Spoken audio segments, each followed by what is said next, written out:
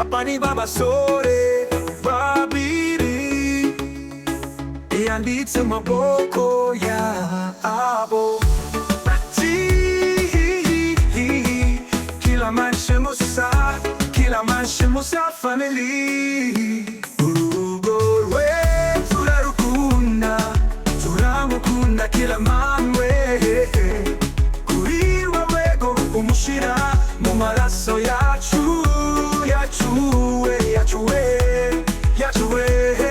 oh yeah.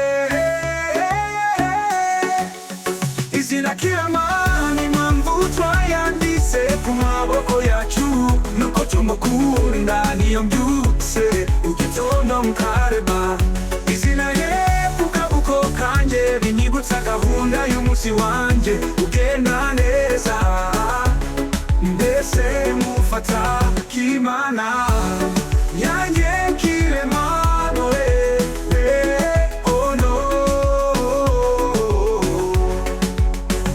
Impamvu tutiyanditseho kila mangusa, tuyanditseho na Shemusa, nuko hari ibintu byinshi yasezeranyije Shemusa yabashije, uba yarinda isezerano ye akarishira mu bikorwa, bituma arushaho kukwizera, bikarushaho gutuma urugo rwabo twiyongera. Kila mani impamvu twayanditse ku maboko yacu, nuko tumukunda niyo mbyutse ugitondo mukareba.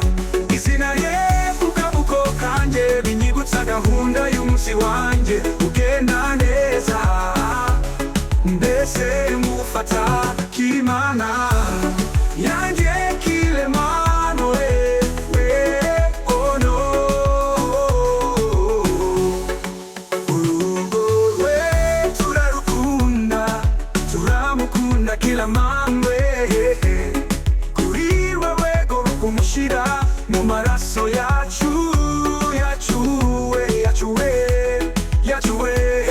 oh yeah. Bituma arushaho kukwizera, bikarushaho gutuma urugo rwabo twiyongera.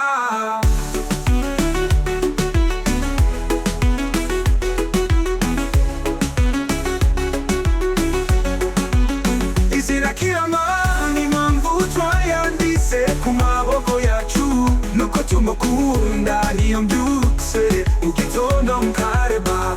Izina yevuga uko kanje binyibutsa gahunda y'umunsi wanje ugenda neza, mbese mufata kimana yanjye kiremano oh no.